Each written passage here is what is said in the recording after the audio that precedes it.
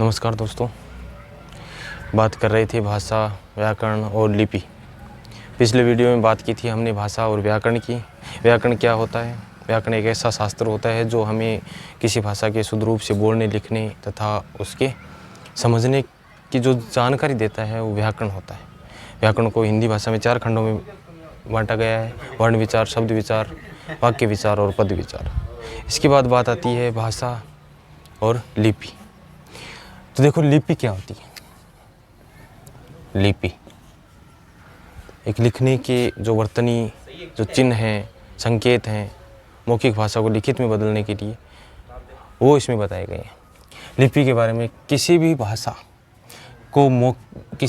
की मौखिक ध्वनियों को, मौखिक ध्वनियाँ मतलब जो बोलकर उच्चारित की जाती हैं, उनको लिखकर व्यक्त करने के लिए जिन वर्तनी चिन्हों का प्रयोग किया जाता है, वर्तनी चिन्हों का मतलब जैसे हम नाम लिख रहे हैं, प्रयोग, मात्रा रे नीचे लगा, ओ की मात्रा, ये हैं वर्तनी चिन्ह। जैसे आ की मात्रा, बड़ी ई की मात्रा, छोटी ई की मात्रा, ये जो है वर्तनी चिन्ह है, वो हमें लिपि के माध्यम से पता चलता है। तो किसी भी भाषा की जो मौखिक ध्वनियाँ हैं उनको लिखकर व्यक्त करने के लिए जिन वर्तनी चिन्हों का प्रयोग किया जाता है वह लिपि कहलाती है। तो बात समझ गए। मौखिक भाषा को लिखने के लिए जिन वर्तनी चिन्हों का प्रयोग करेंगे वही लिपि कहलाएगी। अब लिपि क्या है? देखो, संस्कृत, हिंदी, मराठी, कोंकणी, ये जो भाषाएं हैं, संस्कृत भाषा, हिंदी भाषा, मराठी भाषा, कोंकणी भाषा का मतलब जो गोवा में बोली जाती है वो भाषा, नेपाली, इन सभी भाषाओं की जो लिपि है वो है देवनागरी लिपि। कौन सी है? देवनागरी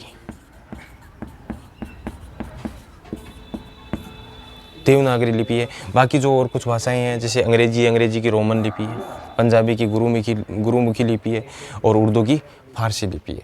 तो लिपि के माध्यम से ही हमें जो लिखित भाषा है वो हमारी जो सफल हो सकती है, लिखना सही माना जा सकता है लिपि के माध्यम से। तो लिपि क्या है? किसी भी भाषा को, जो मौखिक भाषा है उसको लिखने के लिए जिन वर्तनी चिन्हों का प्रयोग किया जाता है वो लिपि कहलाती है। संस्कृत, हिंदी, मराठी, कोंकणी जो गोवा में बोली जाती है, नेपाली, इन सभी भाषाओं की जो लिपि होती है वो देवनागरी लिपि होती है। बाकी जो अंग्रेजी है इसकी रोमन लिपि है, पंजाबी है इसकी गुरुमुखी लिपि है, उर्दू की फारसी लिपि है।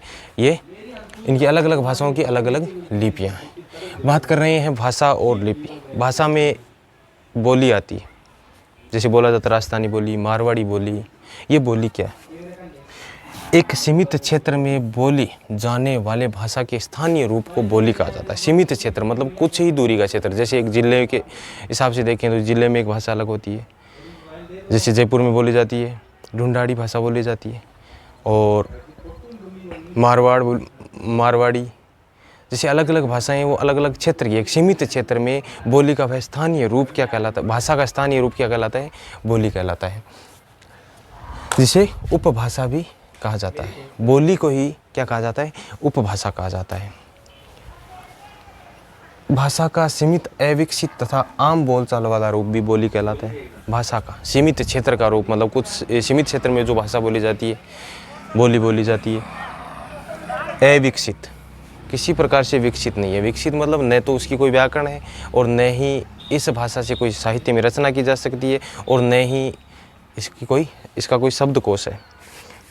भाषा का सीमित, अविकसित तथा आम बोलचाल वाला रूप। आम बोलचाल में साधारणतः जो बोली बोलते हैं हम घर में, गांव में, वो क्या कहलाता है? बोली कहलाता है।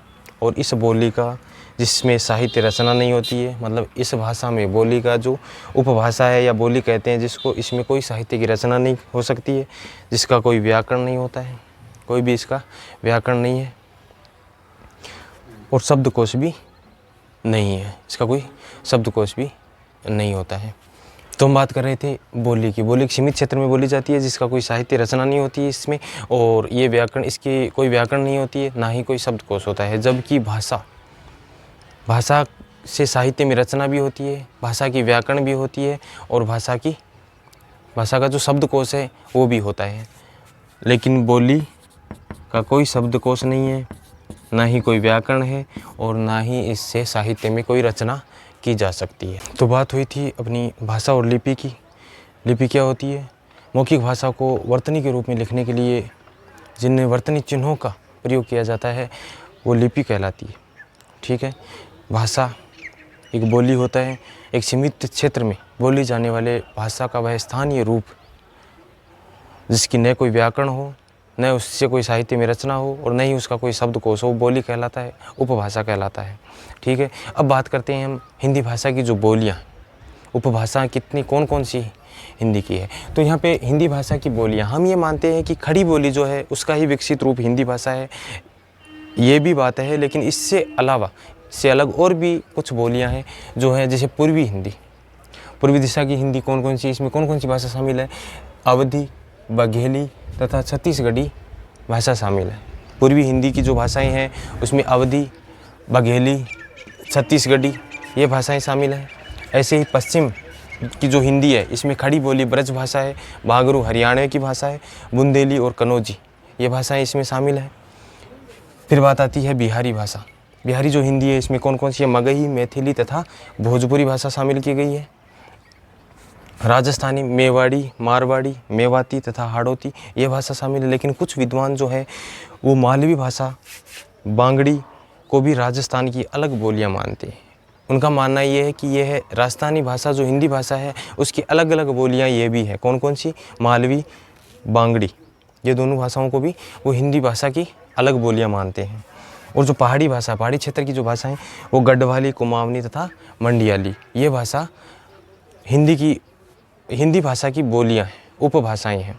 तो आपको ये याद रखना है, परीक्षा में पूछा जा सकता है कि पूर्वी हिंदी में कौन कौन सी भाषाएं शामिल है। तो पूर्वी हिंदी में बताओगे कि अवधी भाषा, बघेली भाषा और छत्तीसगढ़ी भाषा है। ऐसे ही पूछ लिया राजस्थानी हिंदी भाषा में कौन कौन सी बोलियां शामिल है, तो बताओगे मेवाड़ी, मारवाड़ी, मेवाती, हाड़ौती और मालवी तथा बांगड़ी भाषा राजस्थानी भाषा में शामिल है। तो ठीक है, आज के लिए काफ़ी। वीडियो पसंद आए, समझ में आए तो लाइक ज़रूर करना, कमेंट करना और चैनल को सब्सक्राइब करना, क्योंकि जो भी वीडियो नया डालूंगा वो आपके पास नोटिफिकेशन आता रहे। उसके लिए आप बेल आइकन को ज़रूर प्रेस करें, जिससे आपको पता चल जाए कि आज वीडियो डाला है और एकदम सरल भाषा में बताया जा रहा है। कोई दिक्कत हो समझने में तो आप कमेंट करके ज़रूर पूछें। कोशिश करूँगा कि आपको सब कुछ समझ में आए। 12th क्लास के बच्चों के लिए विशेष है, जो हिंदी व्याकरण है उसमें हिंदी भाषा, व्याकरण और लिपि का परिचय, ये पहला टॉपिक है आपकी परीक्षा की दृष्टि से।